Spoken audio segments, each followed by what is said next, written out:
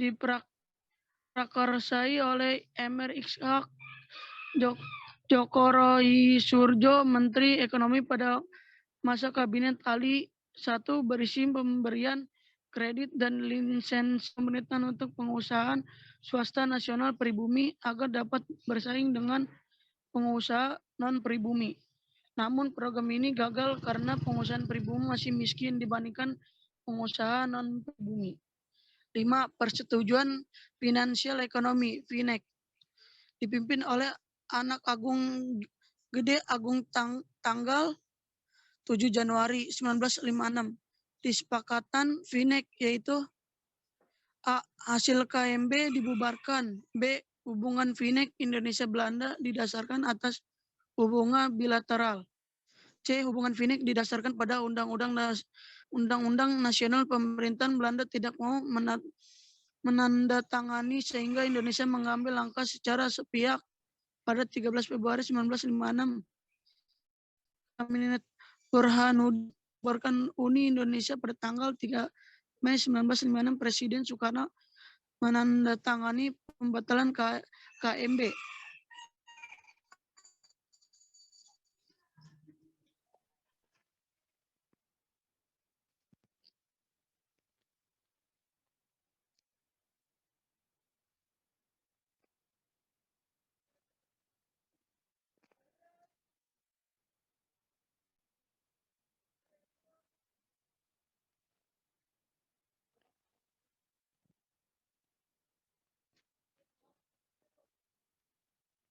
Untuk Yusuf Ismail, bisa tolong dijelaskan tentang kebijakan-kebijakannya?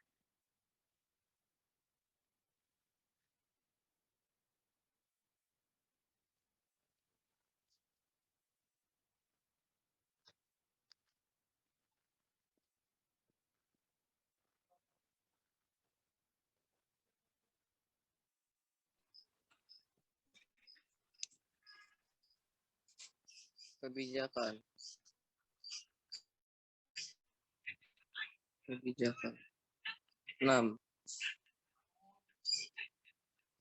Gerakan sesaat yang digagas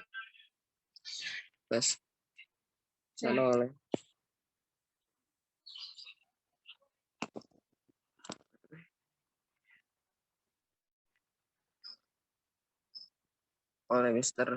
As bertujuan melindungi perkomunikasian warga Indonesia hasil dari perasingan dengan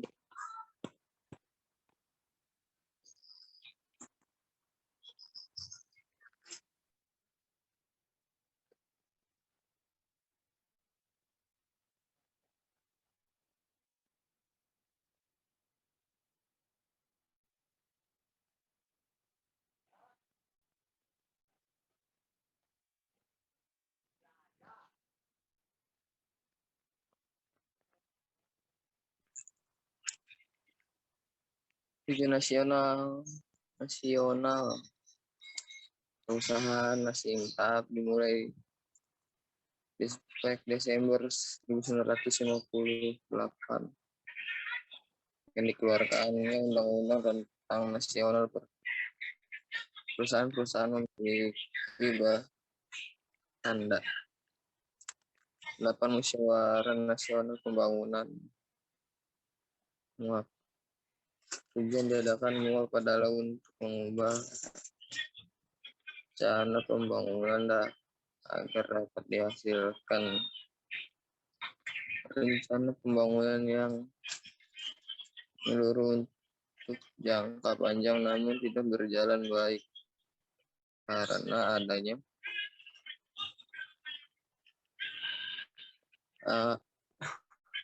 adanya kesulitan dalam menentukan prioritas. B. Terjadi kegiatan politik. C. Timbul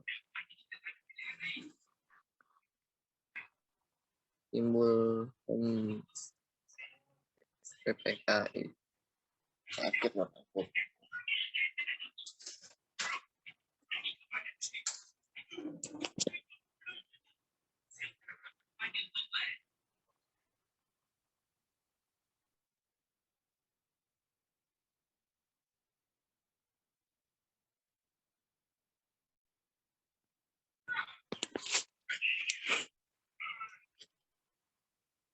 Rancangan pembangunan 5 tahun.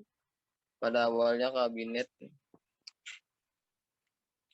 menekankan pada program pembangunan ekonomi jangka pendek, kemudian pembentukan Badan Perancang Pembangunan Nasional yang disebut Biro Perancang Negara pada bulan Mei 1959. Biro ini menyusun RPLE.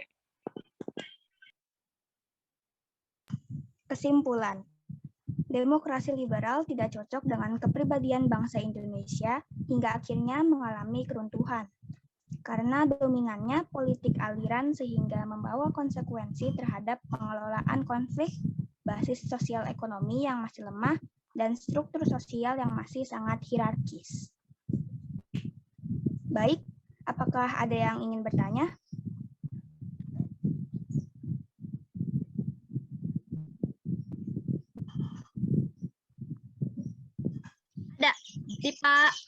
Ya benar. Ada, saya Marisa ingin bertanya.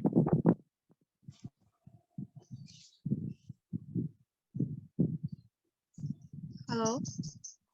Tadi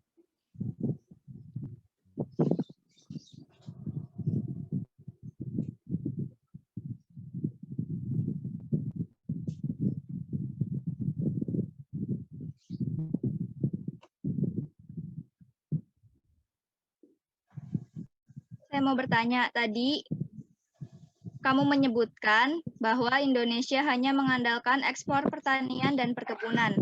Lalu pertanyaannya, kenapa Indonesia hanya mengandalkan ekspor pertanian dan perkebunan, sedangkan dari dulu Indonesia sudah punya laut? Kenapa sektor lain tidak dimanfaatkan saat itu? Terima kasih. Baik, terima kasih pertanyaannya.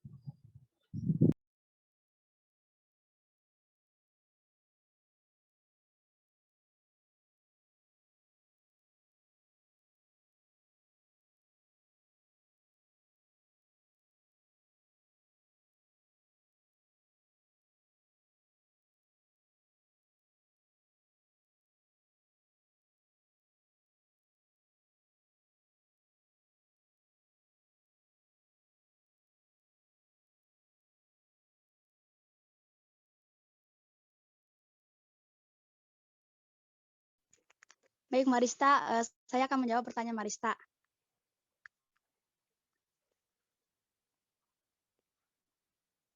Dengeran nggak suaranya?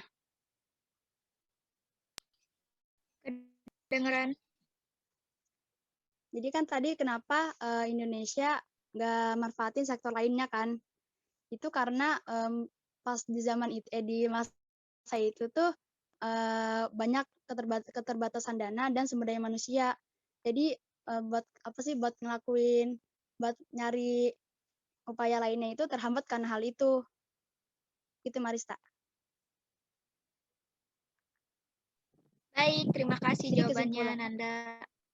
Ya, jadi kesimpulannya itu karena adanya keterbatasan dana dan sumber daya manusia.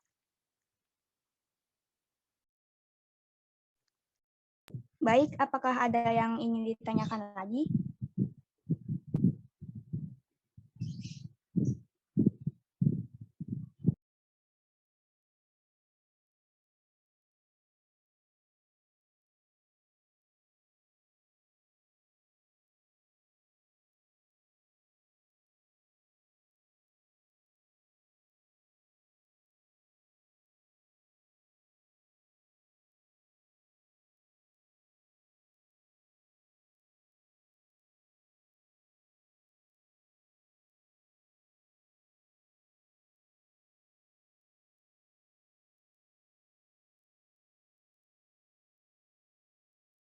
Baik, sepertinya tidak ada. Kalau begitu, saya tutup presentasi kali ini.